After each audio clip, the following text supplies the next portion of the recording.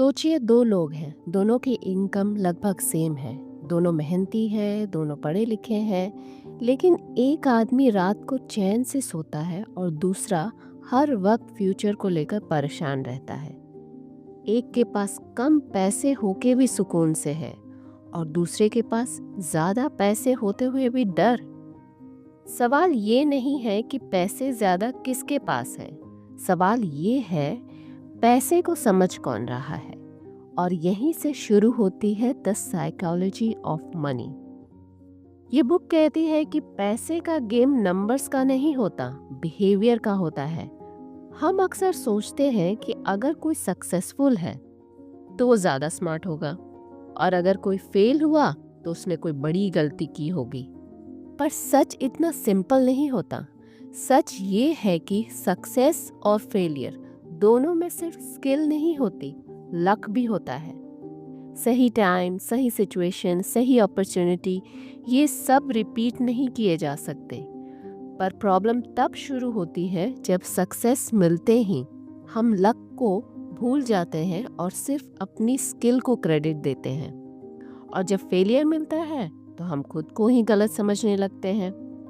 इस इम्बैलेंस का रिजल्ट ये होता है, जो सक्सेसफुल होता है वो ओवर कॉन्फिडेंट हो जाता है, ज़्यादा रिस्क लेने लगता है, सेफ्टी को इग्नोर कर देता है, और जो फेल होता है वो अननेसेसरी गिल्ट में चला जाता है, फ्यूचर से डरने लगता है, अपनी कैपेबिलिटी पर ही डाउट करने लगता है।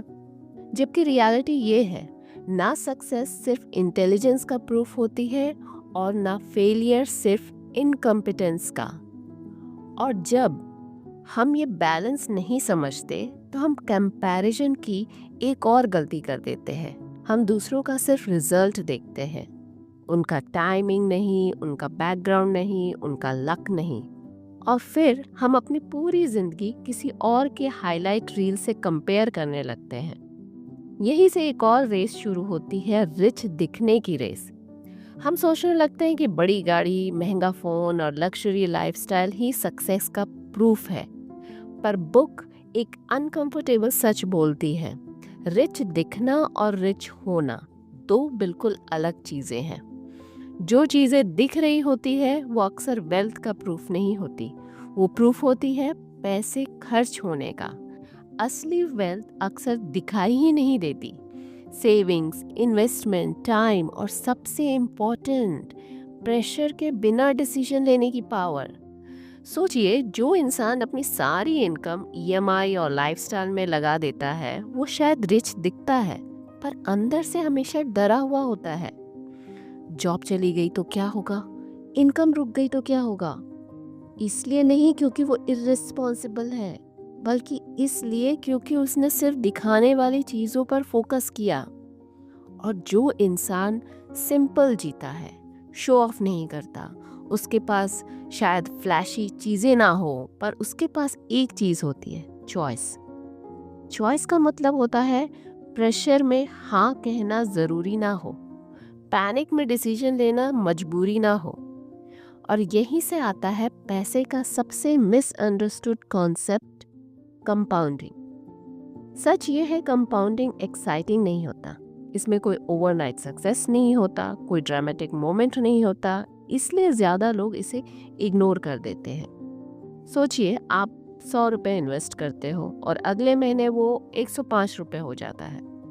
आप बोलते बस इतना ही, कुछ खास फील ही नहीं होता।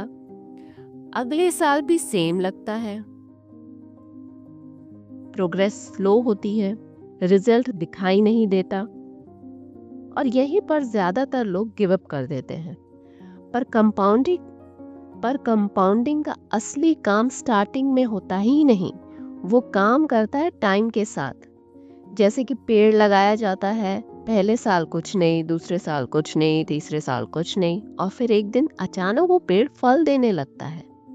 पर सच ये है, वो अचानक नहीं होता, वो सारे साल जड़ों के नीचे काम हो रहा होता है, जो हमें दिखाई ही नहीं देता। कंपाउंडिंग बिल्कुल ऐसा ही है।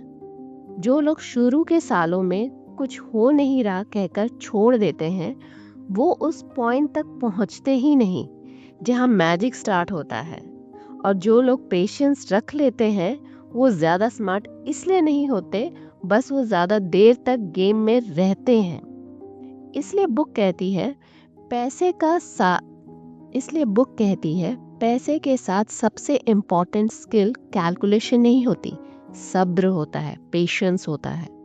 और जब आप सब्र रख पाते हो तो आप जल्दी अमीर बनने की कोशिश नहीं करते, अननेसेसरी रिस्क नहीं लेते, कंपाउंडिंग को तोड़ते नहीं, और धीरे धीरे बिना शोर किए, बिना दिखाए, एक दिन आप रियलाइज करते हो कि आप डिसीजंस फियर से नहीं, चॉइस से लेने लगे हो। और यहीं से एक और चीज बिल्ड होती है, कंट्रोल। असली पावर ज्यादा पैसा कमाना नहीं होती, असली पावर होती है प्रेशर में गलत डिसीजन लेने के लिए मजबूर ना होना। अगर आपके पास सेफ्टी मार्जिन है, सेविंग है और पेशेंस है, तो आप नो कह सकते हो, ब्रेक ले सकते हो, पैनिक से दूर रह सकते हो। और यही है पैसे की असली पावर। पैसे का सबसे बड़ा यूज चीजें खरीदना नहीं होता, पैसे का सबसे बड़ा यूज होता है फ्रीडम खरीदना। वो फ्रीडम जो फ्लैशी नहीं होता, जो इंस्टाग्राम पे नहीं दिखती, पर जो रात को चैन की नींद बन जाती है।